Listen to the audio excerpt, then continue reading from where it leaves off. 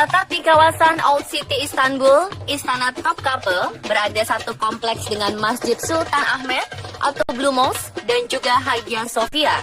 Memasuki istana ini berarti kita membuka kembali lembar sejarah Kesultanan Turki. Tiket masuknya seharga 40 lira atau jika dirupiahkan sekitar Rp180.000. Kalau mau ke Istana Topkapı, jangan hari Selasa ya, karena istana ini tutup setiap hari Selasa. Selain menyimpan relikui Nabi Muhammad SAW, Museum Topkapı juga menyimpan relikui milik Nabi Ibrahim alaihi salam, Nabi Daud alaihi salam, Nabi Yahya alaihi salam, Nabi Musa alaihi salam, Nabi Yusuf alaihi salam, serta barang-barang peninggalan penting lainnya milik para sahabat dan putri Nabi Fatimah Az-Zahra.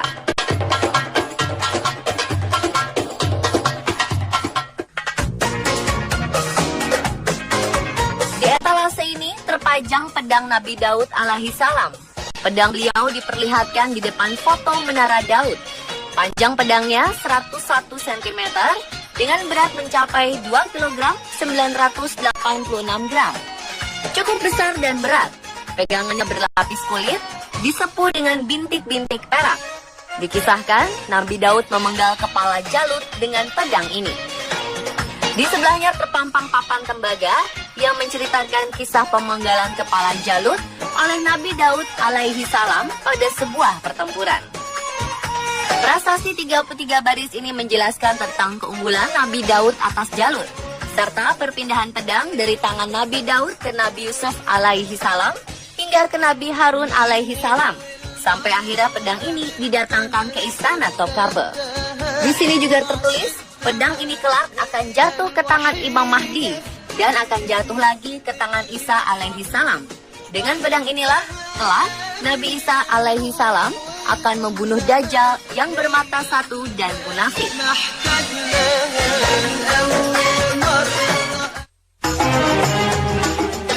Etalase berikutnya memperlihatkan tongkat Nabi Musa alaihi salam. Tongkat ini adalah hadiah dari sang mertua, Nabi Syuaib alaihi salam. Tongkat sepanjang 122 cm ini terbuat dari batang pohon, di mana pada bagian atasnya terdapat bekas pangkasan cabang. Disebutkan tongkat Nabi Musa alaihi salam dapat menunjukkan dua mukjizat. Pertama, tongkat ini bisa berubah menjadi ular naga besar guna melawan para ahli sihir Fir'aun dan menghabisi ular-ular kecil para penyihirnya. Kedua, dapat membelah Laut Merah menjadi dua bagian sehingga terbentuk jalan. Mukjizat pertama disebutkan dalam Al-Quran surat ke-7 atau surat Al-A'raf ayat 107 hingga 108.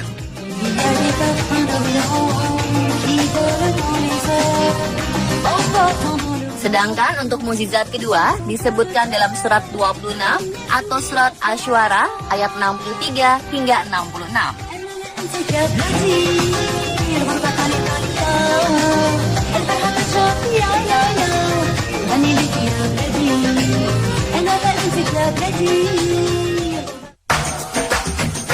Berikutnya ada panci yang sudah ada sejak tahun 2000 sebelum Masehi. Panci ini dipercaya sebagai panci milik Nabi Ibrahim alaihi salam. Tinggi panci 12 cm dan berdiameter 22 cm. Di sebelahnya terdapat sorban milik Nabi Yusuf alaihi salam. Sorban ini tercatat dalam sejarah pada tahun 1450 sebelum Masehi. Sorbannya berwarna dasar coklat ludru dengan bagian dalamnya terbuat dari katun berwarna biru, sedangkan bagian luarnya dibalut kain putih bersih. Seiring penaklukan Mesir oleh Yawuz Sultan Selim, sorban ini dibawa ke Museum Topkapı bersama benda-benda bersejarah lainnya. Setelah penaklukan, Yawuz Sultan Selim mengenakan sorban ini. Dikisahkan pula bahwa pada abad 17 dan 18, beberapa Sultan Utsmani mengenakan sorban Nabi Yusuf alaihi salam dalam upacara pengukuhan tahta. Di etalase yang sama tersimpan bagian tubuh Nabi Yahya alaihi salam. Pertama adalah bagian tulang tengkorak Nabi Yahya alaihi salam. Potongan tengkorak kepala Nabi Yahya alaihi salam ini diletakkan di atas piringan emas, di sekitarnya berhiaskan batu-batuan permata dan berharga. Pada 1790, Fatih Sultan Mehmed membawa tengkorak kepala ini ke Museum Topkapi. Di depannya terdapat tangan Nabi Yahya alaihi salam yang telah dimumifikasikan dan dilapisi emas sesuai dengan bentuk tangan. Pada bagian depannya sengaja dibuat lubang kecil agar terlihat dari luar. Pada bagian jari telunjuk terdapat tanda bertuliskan kekasih Allah.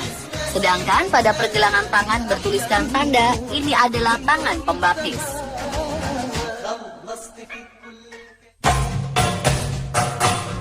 Ada pedang milik sahabat Nabi sekaligus Khalifah Islam pertama, Abu Bakar As-Siddiq. Panjang pedangnya 98,5 cm dengan berat 850 gram. Setelah Nabi wafat, Abu Bakar As-Siddiq menjadi Khalifah Islam mulai tahun 632 hingga 634 Masehi. Sedangkan pemilik pedang besar ini adalah Khalifah Umar bin Khattab. Panjang pedangnya 104 cm dengan berat 1276 gram. Khalifah Umar radhiyallahu anhu adalah sang pemimpin agung setelah Abu Bakar. Beliau termasuk salah satu dari 10 orang yang diberitakan akan masuk surga oleh Rasulullah.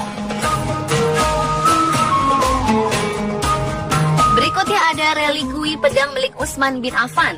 Panjang pedang milik Khalifah ketiga ini adalah 100 cm dengan berat 622 gram.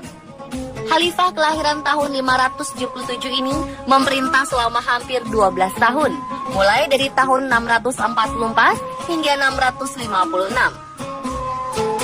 Sahabat Nabi yang satu ini dikenal sebagai pedagang yang kaya raya dan memiliki sifat yang sangat pemalu. Kemudian ada pedang milik Ali bin Abi Thalib.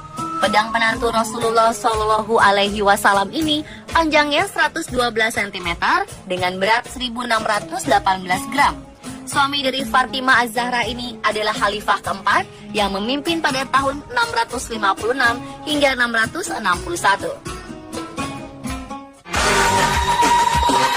Sedangkan di bagian depan ruangan suci ini tersimpan relikui dari Mekah yang berhubungan dengan Ka'bah. Sebelum masuk ke ruangan suci ini, terdapat mata air yang fungsinya menjaga agar debu dari luar tidak masuk ke dalam ruangan dan sebaliknya. Dahulu, setiap pengunjung harus mencuci tangan di mata air ini. Di ruangan berdinding porselen campuran dari abad ke-16 dan 18 ini, tersimpan kunci-kunci Ka'bah. Pada abad 16 hingga 19, kunci Ka'bah terus dikirim ke pemimpin Utsmani sebagai bentuk pengakuan kekuasaan.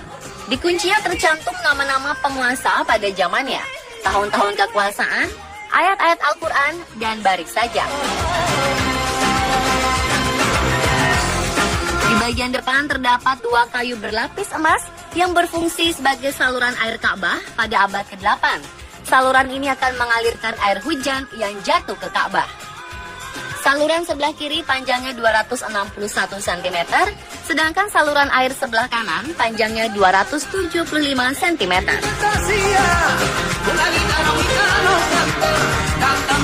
Di salah satu sudut ruangan tersimpan relikui lapisan penutup batu Hajar Aswad. Lapisan ini memiliki berat 14,6 kg berlapiskan emas. Di sebelah kanan terdapat daun pintu Ka'bah. Sedangkan di bagian tengah terdapat maket Ka'bah yang di dasarnya beralaskan pasir yang didatangkan langsung dari Mekah. Di etalase ini terpajang pedang milik Khalid bin Walid. Panjang pedangnya 91 cm dengan berat 772 gram. Bagian ujung pedangnya melengkung. Di bagian pegangannya tertulis, ini adalah pedang milik Khalid bin Walid, sang komandan perang berjuluk Pedang Allah yang terhunus. Dikisahkan dalam sebuah pertempuran amat sengit bertajuk Pertempuran Mu'tah, beliau sampai memakai 9 pedang, di mana kesemuanya patah dalam pertempuran tersebut.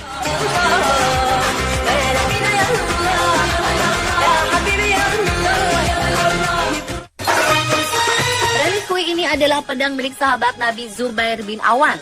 Panjang pedangnya 103 cm dengan berat pedang tanpa sarung 1234 gram. Pedangnya lurus, dengan bagian ujungnya terdapat 2 titik perak. Beliau anak dari bibi Rasul, Safiyah. Zubair bin Awan termasuk golongan orang yang pertama kali masuk Islam. Beliau selalu ikut andil dalam setiap peperangan. Zubair bin Awan juga termasuk salah satu dari 10 orang yang dijamin masuk surga oleh Rasul. Dua pedang di sebelahnya milik sahabat Rasul lainnya. Yang pertama memiliki panjang 102 cm dengan berat 860 gram.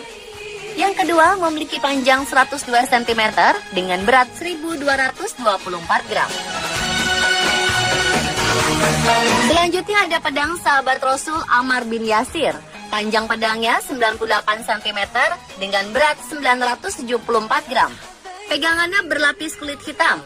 Ammar beserta kedua orang tuanya termasuk orang yang dijamin masuk surga. Ammar termasuk 30 orang pertama yang masuk Islam. Pedang besar sepanjang 140 cm dengan berat 2.854 gram ini adalah milik sahabat Rasul Ja'far bin Abi Thalib atau Ja'far al-Tayyar. Pegangannya terbuat dari kayu berlapis kulit hitam. Dengan bagian dekat pegangannya ada tanda ukiran naga dan burung dari emas dan perak. Rasul kerap memanggilnya Ja'far, yang berarti bapak orang-orang miskin. Lantaran beliau selalu menolong dan membantu orang miskin dengan seluruh uang yang dimilikinya. Relikui terakhir adalah jubah milik putri kesayangan Nabi, Fatimah Az-Zahra. Jubahnya sangat sederhana, seperti kisah hidupnya, di mana beliau adalah perempuan pemilik sifat rendah hati. Selama berada di ruangan suci ini, para hafiz terbaik pilihan Departemen Agama Turki akan terus membacakan Al-Quran secara langsung. Suasana menjadi semakin syahdu dan kita semakin dibuat rindu kepada Rasul.